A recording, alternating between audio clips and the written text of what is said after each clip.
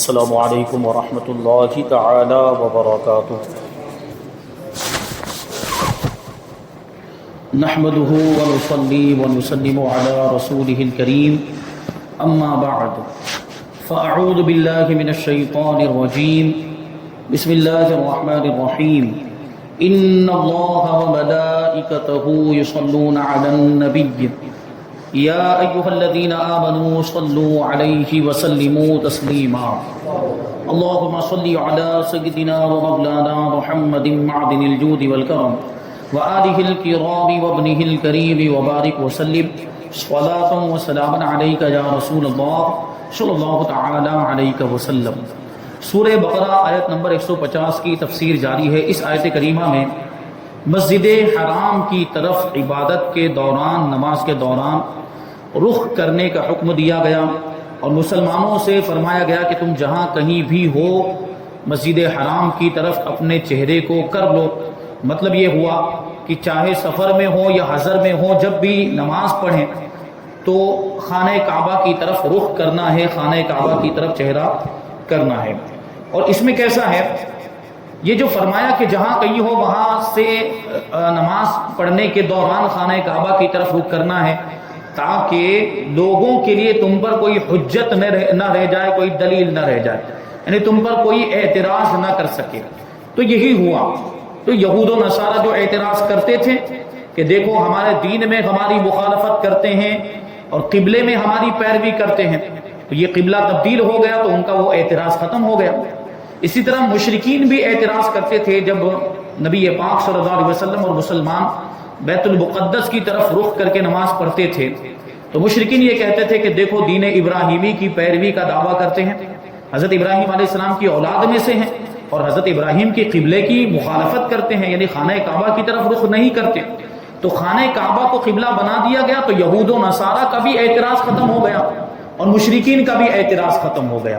اب کسی کو اعتراض کرنے کی، سوال اٹھانے کی گنجائش ہی نہیں رہی۔ لیکن آیت کریمہ میں یہ فرمایا گیا کہ الا الذین ظلموا، یعنی خانہ کعبہ کو قبلہ بنا دیے جانے کے بعد اب کسی کو اعتراض کی گنجائش نہیں ہے، مگر اس کے باوجود کچھ لوگ ایسے ہوں گے جو ظالم ہیں، یعنی جو ہٹ دھرمی کرنے والے ہیں، وہ جو کسی طرح سے ماننے کے لیے تیار نہیں ہوتے، وہ پھر بھی اعتراض کریں گے، وہ پھر بھی سوال اٹھائیں گے۔ تو پھر ہمیں کیا کرنا ہے؟ تو ہمارے لیے بھی اس آیت کریمہ کے اندر رہنمائی موجود ہے۔ آیت کریمہ کا آنے والا جو جز ہے، اللہ تبارک و تعالیٰ فرماتا ہے کہ اگر اس کے باوجود بھی خانہ کعبہ کو قبلہ بنا دیے جانے کے باوجود بھی کوئی اعتراض کرے اور مسلمانوں کے تعلق سے چیمی گوئیاں کرے، طرح طرح کی باتیں کرے، تو ہمیں کیا کرنا ہے؟ مسلمانوں کا طرز عمل کیا ہونا چاہیے، طریقہ کار کیا ہونا چاہیے؟ اللہ فرماتا ہے فَلَا تَخْشَوْهُمْ وَاخْشَوْنِي، اس کے باوجود بھی اگر وہ اعتراض کرتے ہیں تو ان سے نہ ڈرو، مجھ سے ڈرو۔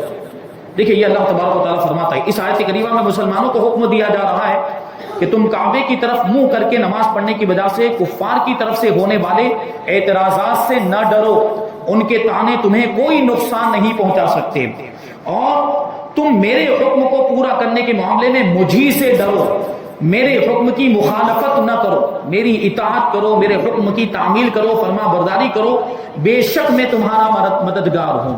تو اس سے کیا پتا چلا؟ یہاں اگرچہ دیکھیے آپ، یہ قبلے کی تبدیلی کے بارے میں آیت کریمہ ہے کہ قبلے کے معاملے میں آپ پر کوئی اعتراض کرتا ہے تو آپ کو ڈرنے کی ضرورت نہیں ہے۔ اعتراض کرنے والوں سے، کفار سے، یہود و نصارہ سے ڈرنے کی ضرورت نہیں ہے۔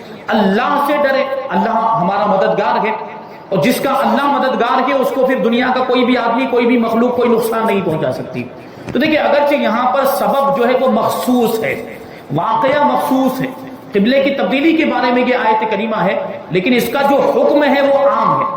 یعنی ایسا نہیں کہ قبلے کی تبدیلی کے بارے میں اگر ہم پر کوئی اعتراض کرے تو اس میں اللہ سے ڈرنا ہے، اعتراض کرنے والوں سے نہیں ڈرنا، نہیں، بلکہ ہر معاملے میں، چاہے کوئی بھی معاملہ ہو، کفار ہم پر اعتراض کریں، مشرکین ہم پر اعتراض کریں، یہود و نصارہ ہم پر اعتراض کریں، تو ان سے کسی بھی معاملے میں ڈرنے کی ضرورت نہیں، بلکہ ہر معاملے میں ہمیں اللہ ہی سے ڈرنا چاہیے، کیونکہ جو اللہ سے ڈرتا ہے پھر وہ دنیا والوں سے نہیں ڈرتا۔ جس کے دل میں خدا کا خوف ہوتا ہے اس کے دل میں پھر لوگوں کا خوف نہیں رہتا، پھر وہ لوگوں سے نہیں ڈرتا۔ ہم اللہ والوں کی زندگیوں کو اٹھا کر دیکھیں، اولیاء کرام کی زندگیوں کو اٹھا کر دیکھیں، ان کے دلوں میں اللہ کا خوف تھا، وہ متقی تھے، پرہیزگار تھے، اللہ سے ڈرنے والے تھے، تو پھر وہ دنیا والوں سے نہیں ڈرتے تھے، وہ دنیا والوں کا خوف نہیں کرتے تھے۔ پھر دنیا والے چاہے ان کے خلاف جیسی بھی کارروائی کرے وہ ناکام ہو جاتے تھے لیکن یہ اللہ والے کامیاب ہو جاتے تھے، اور وہ دنیا والے اللہ والوں کو کوئی نقصان بھی نہیں پہنچا پاتے تھے۔ اس کی بہت ساری مثالیں دی جا سکتی، بہت سارے واقعات بیان کیے جا سکتے ہیں اللہ والوں کی اس طرح کے واقعات۔ آپ نے بھی بہت سارے ایسے واقعات سنے ہوں گے کہ اللہ والوں کے سامنے دنیا کے چیلنجز آئے اور دنیا کے لوگوں نے اللہ والوں کو نقصان پہنچانے کی کوششیں بھی کی، لیکن وہ نقصان نہیں پہنچا پائے، بلکہ ان کا ایک بال بھی بیکا نہیں کر پائے، کیونکہ ان کے دل میں اللہ کا خوف تھا، اور جس کے دل میں اللہ کا خوف ہوتا ہے وہ دنیا والوں سے نہیں ڈرتا، بلکہ اللہ ان کی مدد فرماتا ہے۔ اللہ سے ڈرنے والوں کی اللہ مدد فرماتا ہے، اور جس کا اللہ مددگار ہو پھر اس کو کسی چیز سے ڈرنے کی ضرورت نہیں ہے۔ تو آج کل ہمارے ساتھ جو یہ کفار کے معاملات ہیں، اور جو دنیا میں مسلمانوں کو ذلیل و رسوا کیا جا رہا ہے، اور مسلمانوں کو مٹانے کی کوششیں کی جا رہی ہے، مسلمانوں کے ساتھ ظلم و ستم کا برتاؤ ہو رہا ہے، مسلمانوں کو جو ہے کہ ستایا جا رہا ہے، طرح طرح کی تکلیفیں دی جا رہی ہیں۔ اور ہمارے ملک کی ہم بات کریں تو موب لنچنگ کے معاملات ہیں، اور ابھی ہم دیکھ رہے ہیں کہ ہمارے ساتھ کس طرح کی ناانصافیاں ہو رہی، قانون کا یہ ناجائز فائدہ اٹھایا جا رہا ہے، اور ہمارے ساتھ جو ہے ہمیں نقصان پہنچانے کے لیے یہ سب کچھ ہو رہا ہے۔ ہم جو دیکھ رہے ہیں، ہم اس کو آپ جان رہے ہیں کہ ہم کس طرف اشارہ کریں، کھلے لفظوں میں نہیں بیان کرنا چاہتے ہیں۔ تو یہ چیزیں جو ہو رہی ہے تو کہیں نہ کہیں اس میں ہمارا ہی قصور ہے، کیونکہ ہمارے دلوں میں خدا کا خوف رہا نہیں، ہمارے دلوں میں خدا، ہم نے اللہ سے ڈرنا چھوڑ دیا، اسی وجہ سے دنیا والوں سے ڈرنے لگ گئے۔ ہم نے اللہ سے ڈرنا چھوڑ دیا ہے تو اب دنیا والوں کا ڈر ہمارے دل میں آ گیا۔ اب یہ کفار سے ڈرتے ہوئے نظر آتے کہ نہیں آتے ہمارے مسلمان بھائی؟ اگر دل میں خدا کا خوف ہوتا تو آدمی کبھی بھی نہیں ڈرتا، کبھی بھی نہیں گھبراتا۔ صحابہ کرام کی زندگیوں کو آپ اٹھا کر دیکھیں، مجاہدین اسلام کی زندگیوں کا جائزہ لیں، وہ کسی سے ڈرتے نہیں تھے، وہ کفار سے ڈرتے نہیں تھے، دشمنوں سے نہیں ڈرتے تھے، ان کے دل میں خدا کا خوف ہوتا تھا تو تھوڑی تعداد لے کر ہزاروں کے مقابلے میں اتر جایا کرتے تھے، اور پھر اللہ تبارک و تعالیٰ ان کو اسی خوف خدا کی وجہ سے کامیابی بھی عطا فرما دیا کرتا تھا، ایمان کی مضبوطی کی وجہ سے۔ تو اسی چیز کی آج ہمارے اندر کمی ہے، خوف خدا ہمارے دلوں میں نہیں، ایمان کی مضبوطی نہیں، ایمان کمزور ہو گیا ہے۔ تو ضرورت اس بات کی کہ ہم اپنے دل میں خدا کا خوف پیدا کریں، کہ ہمارے دل میں اگر خدا کا خوف پیدا ہو جائے گا تو خود بخود ایمان بھی مضبوط ہو جائے گا۔ کیوں؟ کیونکہ دیکھیے خدا کا خوف یہ ایک بہت بڑی نعمت ہے۔ جس کے دل میں خدا کا خوف ہوگا، ظاہر سی بات ہے وہ گناہوں سے بچے گا، وہ نافرمانیوں سے بچے گا، برے کاموں سے بچے گا، اور زیادہ سے زیادہ نیکیاں کرنے کی کوشش کرے گا، اپنے رب کو راضی کرنے کی کوشش کرے گا۔ اور جب اس کا یہ طریقہ ہو جائے گا تو ایمان مضبوط ہوگا کہ نہیں ہوگا؟ اور جب ایمان مضبوط ہو جائے گا تو اس کو ہرانا پھر آسان نہیں، اس کو شکست دینا آسان نہیں ہے۔ کفار کو یہ چیز معلوم ہے، یہود و نصارہ کو یہ بات معلوم ہے کہ مسلمانوں کے پاس سب سے بڑی جو طاقت ہے وہ ان کا ایمان، ان سے ان کا ایمان چھین لیا جائے تو یہ کمزور ہو جائیں گے، پھر ان کو ہرانا بہت آسان ہے۔ اس فارمولے پہ وہ عمل کر رہے ہیں، یہ برسوں سے، سینکڑوں سالوں سے یہ عمل کر رہے ہیں۔ حضرت صلاح الدین ایوبی رحمۃ اللہ تعالی علیہ کے زمانے سے ہی ان کو، بلکہ اس سے پہلے ہی سے اس چیز کا ان کو احساس ہو چکا تھا، تبھی سے انہوں نے اپنی کوششیں جاری کر دی تھی۔ اور یہ دیکھیں یہود و نصارہ اور کفار کے معاملات ایسے ہیں نا کہ یہ لوگ اپنی کارروائی شروع کر دیتے ہیں، وہ پھل کے منتظر نہیں رہتے، وہ یہ سوچتے ہیں کہ ہمیں درخت لگا دینا ہے، اپنے اعتبار سے جو منصوبہ ہے ان کا، اس منصوبے کو زمین پر اتار دینا ہے، اس منصوبے کا نتیجہ ہم نہیں دیکھ پائیں گے تو ہماری اولاد دیکھے گی۔ یہ درخت جو ہم نے لگا دیا، چلو 5 سال کے بعد اگرچہ ہم زندہ نہیں رہیں گے لیکن ہو سکتا ہے ہماری اولاد اس کے پھل کھائے گی۔ وہ یہ کوشش کرو، ان کی جو کوشش ہے، جو پرانے جو یہود و نصارہ تھے انہوں نے جو درخت لگایا تو ان کی اولاد آج اس کا پھل توڑ کے کھا رہی۔ مطلب کیا ہے کہ مسلمانوں کو وہ لوگ نقصان پہنچانے میں کامیاب ہوتے ہوئے نظر آ رہے ہیں۔ وہ جو ان کے باپ دادا نے درخت لگایا تھا وہ درخت آج پھلدار ہو گیا، لیکن ہم کیا کر رہے ہیں؟ ہم سوئے ہوئے، ہم غفلت کی نیند میں سوئے ہوئے ہیں، ہم اپنا جائزہ نہیں لے رہے ہیں کہ ہمارے ساتھ کیا معاملات ہو رہے ہیں۔ اور یہ اگر آپ اب بھی نہیں جاگے نا تو بہت برے حالات آنے والے، بہت خطرناک دور آنے والا ہے، زمانہ آنے والا ہے۔ ایک مسجد گئی ہے، یہ ہماری بہت بڑی ناکامی ہے، اور دوسری مسجد میں دیکھیں تہ خانے میں پوجا چالو ہو گئی، نیوز میں پڑھا کہ نہیں آپ نے؟ تو یہ ساری مسجدوں پر ان کی نظر، یہ نہ سوچیں آپ کہ مسجدوں پر جو ہے پابندی لگائی جا رہی ہے، مسجدوں پر پابندیاں لگا کر وہ مسلمانوں کو ہی ختم کرنا چاہتے ہیں۔ مسجدیں چونکہ دیکھیں آپ اب بھی مسجدوں کی اہمیت کو نہیں سمجھیں گے تو کب سمجھیں گے؟ مسجدیں جو ہیں، مسجد ہے، مدرسہ ہے، خانقاہ ہے، یہ دین کے قلعے ہیں، اور کفار کو اس چیز کا احساس ہے، تبھی تو پابندیاں لگا رہے ہیں۔ اور ہمیں احساس نہیں کہ مسجد کی کیا اہمیت ہے۔ مسجدوں کو آباد کرتے ہیں ہم، مسجدیں ویران پڑی ہوئی ہے، اور جو بابری مسجد جو گئی نا تو اس کی بھی کہیں نہ کہیں ایک وجہ یہ تھی کہ لوگوں نے اس میں نماز پڑھنا چھوڑ دیا، ویران ہو چکی تھی، تبھی تو ان کو جرأت ہوئی کہ مورتیاں لا کر رکھی وہاں پر۔ مسجد میں کوئی نماز پڑھنے ہی نہیں جاتا تھا.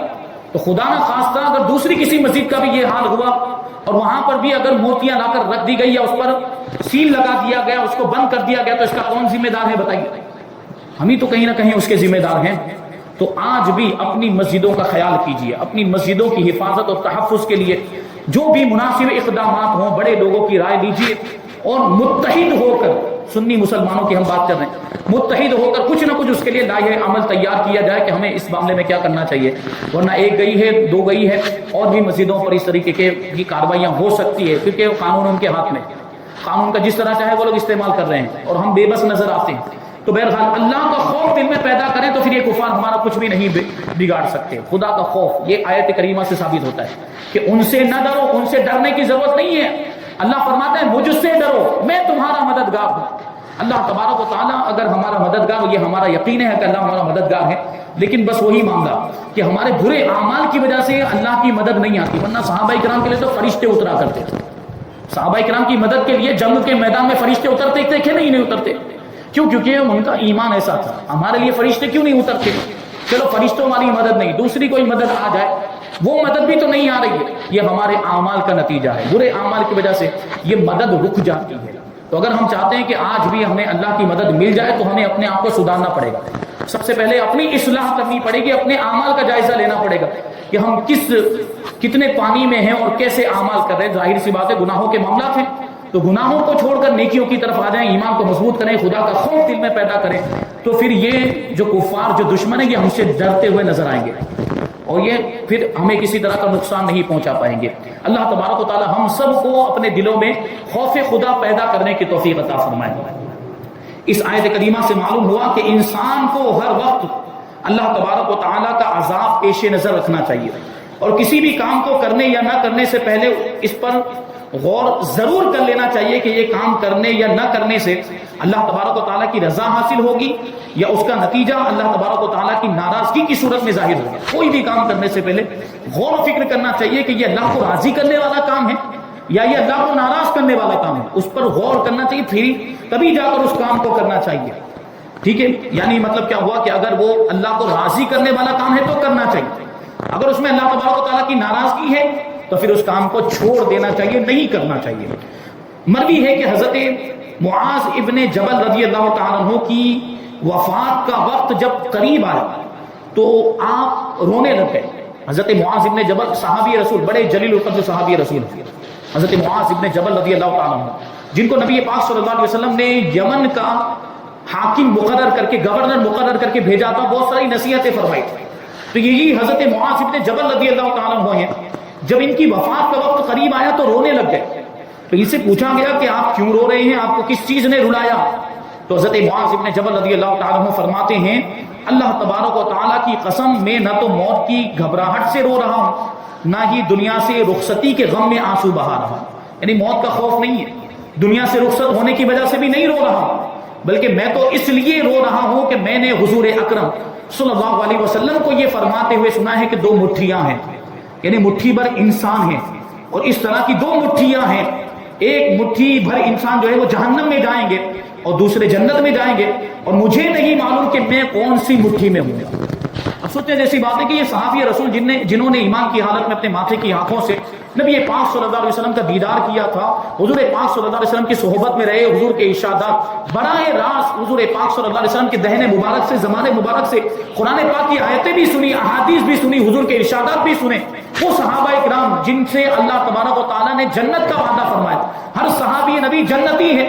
حضور پاک صلی اللہ علیہ وسلم کے تمام صحابہ جن کے بارے میں حضور نے فرمایا کہ میرے صحابہ ستاروں کی مانند ہے, ان میں سے جن کی بھی پیروی کرو گے ہدایت پا جاؤ گے, یہ وہ صحابہ اکرام ہیں. ان کے خوف الہی کا یہ عالم, ان کے خوف خدا کا یہ عالم, اتنا بڑا مرتبہ ہونے کے باوجود اتنا ڈر رہیں گے, تو ہمیں آپ کو تو کتنا زیادہ ڈرنا چاہیے کہ ہم تو کتنے بڑے گنہگار ہیں. صحابہ اکرام کے مقابلے میں ہماری کوئی حیثیت ہے؟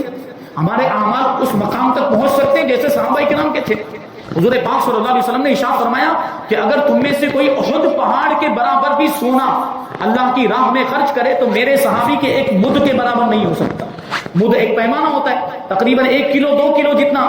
اب 1 کلو 2 کلو اناج اگر میرا کوئی صحابی اللہ کی راہ میں خرچ کرتا ہے, اس کے مقابلے میں تم احد پہاڑ کے برابر, وہ پہاڑ کتنا بڑا ہے احد پہاڑ, اس پہاڑ کے برابر بھی اگر کوئی سونا خرچ کر دے تو میرے صحابی کے بدھ کے برابر نہیں ہوگا.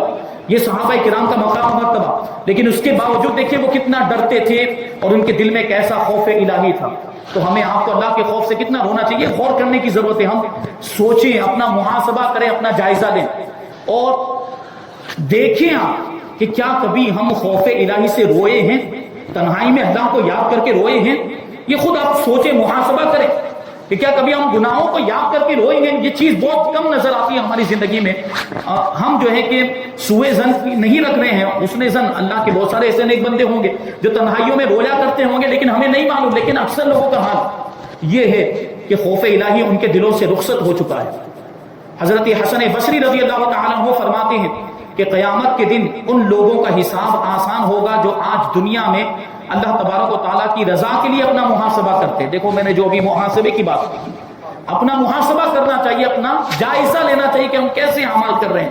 ہم کبھی خدا کے خوف سے روتے کہ نہیں. دیکھو حدیث پاک میں تو یہ بھی ارشاد فرمایا گیا, جو 7 لوگوں کا ذکر کیا گیا نا حدیث پاک میں, کہ 7 لوگ ایسے ہیں کہ اللہ تبارک و تعالیٰ اس دن ان کو اپنی رحمت کے سائے میں جگہ عطا فرمائے گا جس دن اس کی رحمت کے سائے کے علاوہ کوئی سایہ نہیں ہوگا. وہ کون سا دن ہے؟ قیامت کا دن ہے. اس دن آپ کو معلوم ہے سورج کتنا قریب آ جائے گا, زمین تانبے کی ہو جائے گی, کوئی دوسرا سایہ نہیں ہوگا. یہ بلڈنگیں, عمارتیں سب تو فنا ہو چکا ہوگا, یہ پہاڑ وغیرہ سب ختم ہو چکے ہوں گے, درخت بھی نہیں, کسی چیز کا اس وقت سایہ ہی نہیں ہوگا. تو سوچیں کہ اس وقت سایہ کی کتنی زیادہ ضرورت ہوگی. اللہ کے رسول صلی اللہ علیہ وسلم فرماتے ہیں کہ 7 لوگوں کو ایسے وقت میں بھی اللہ تبارک و تعالیٰ اپنی رحمت کا سایہ عطا فرمائے گا, اور جس کو اللہ کی رحمت کا سایہ مل گیا, کیا پھر اس کو سورج کی گرمی ستائے گی؟ کیا پھر یہ زمین تانبے کی ہو جانے کی وجہ سے اسے کوئی تکلیف پہنچے گی؟ نہیں پہنچے گی, کیونکہ اس کو تو اللہ کی رحمت کا سایہ مل گیا. ان 7 لوگوں میں سے ایک شخص کا ذکر کیا حضور پاک صلی اللہ علیہ وسلم نے کہ وہ شخص, اسے بھی اللہ تبارک و تعالیٰ کی رحمت کا سایہ ملے گا جس نے تنہائی میں اپنے رب کو یاد کیا, جس نے تنہائی میں اپنے رب کو یاد کیا اور پھر اللہ کو یاد کرنے کے بعد اس کے خوف سے رونے لگ گیا. یعنی خوف الہی کی وجہ سے جس نے آنسو بہائے تو اللہ تبارک و تعالیٰ قیامت کے دن اسے اپنے سایہ رحمت میں جگہ عطا فرمائے گا. تو ہمیں اپنا محاسبہ کرنے کی ضرورت ہے. یہ جو آنسو ہے نا, یہ جو بہتے ہیں, یہ ہم دنیا والوں کے لیے بھی بہاتے, دنیا والوں کے لیے بڑا روتے ہیں. سوچیں ہم کہ کبھی خدا کے لیے بھی روئے ہیں. خدا کے خوف سے جو آنسو بہتے ہیں نا, اللہ کے رسول صلی اللہ علیہ وسلم فرماتے ہیں کہ بندہ جب خدا کے خوف سے روتا ہے تو یہ آنسو جو بہ کر یہ رخسار پر پہنچتے ہیں, تو جتنی جگہ پر وہ, جتنے حصے پر یہ آنسو پہنچیں گے نا, اللہ کے رسول فرماتے ہیں کہ یہ حصہ جس حصے پر خوف خدا سے رونے کی وجہ سے آنسو پہنچے ہوں گے, اللہ تبارک و تعالیٰ اتنے حصے کو جہنم کی آگ پر حرام فرما دیتا ہے, کیونکہ وہاں وہ آنسو لگے ہیں جو خوف خدا کی وجہ سے بہے. تو اس کی اہمیت کو سمجھے. وہ میں نے کبھی کسی موقع پر یہ واقعہ سنایا تھا کہ خوف الہی کی وجہ سے رونے کی بنیاد پر جو آنسو نکلے ہیں, یہ آنسو نجات کا ذریعہ بن جائیں گے. یہ آنسو بھی نجات کا ذریعہ. وہ ایک شخص ہوگا, میدان محشر میں لایا جائے گا اور اس کے تعلق سے فیصلہ ہو جائے گا, اسے جہنم میں لے کر چلے جائے کہ گناہ زیادہ ہے, نیکیاں کم. اسے فرشتے جہنم کی طرف لے کر جا رہے ہوں گے تو آنکھ کا ایک بال, یہ پلک کے جو بال ہوتے ہیں نا, ان میں سے ایک بال اللہ تبارک و تعالیٰ کی بارگاہ میں کچھ عرض کرنے کی اجازت طلب کرے گا, تو اس کو اجازت ملے گی. تو وہ آنکھ کا بال, دیکھیں یہ آنکھ کا بال ویسے بولتا نہیں, لیکن اللہ تبارک و تعالیٰ اس کو قوت گویائی عطا فرمائے گا. یہ اللہ تبارک و تعالیٰ کی قدرت ہے. اللہ تبارک و تعالیٰ سے کوئی چیز بعید نہیں, وہ جو چاہے کر سکتا ہے, وہ ہر شے پر قادر ہے. تو یہ آنکھ کا بال اللہ تبارک و تعالیٰ کی بارگاہ میں عرض کرے گا, اے پروردگار کیا تو نے یہ وعدہ نہیں فرمایا تھا کہ جو میرے خوف سے روئے اور میرے خوف سے رونے کی وجہ سے اس کی آنکھ کا ایک بال بھی اگر تر ہو جائے گا آنسوؤں کے بہنے کی وجہ سے, تو میں اس کی بخشش کر دوں گا. تو اللہ تبارک و تعالیٰ فرمائے گا ہاں میرا وعدہ ہے, میں نے یہ وعدہ کیا ہے. تو وہ آنکھ کا بال اللہ تبارک و تعالیٰ کی بارگاہ میں عرض کرتا ہے کہ اے پروردگار میں گواہی دیتا ہوں کہ تیرا یہ بندہ ایک مرتبہ تیرے خوف سے رویا تھا, آنسو نکلے تھے اور میں بھیگ گیا تھا, تو یہ بات میں نے عرض کر دی ہے پروردگار اب تیرے وعدے کو پورا فرما دے. تو اللہ تبارک و تعالیٰ اس کے تعلق سے حکم دے گا کہ فرشتوں اسے جہنم میں نہیں بلکہ اسے جنت میں لے کر جاؤ. تو یہ کیا ہوگا ابھی دیکھیں آگے اور بات.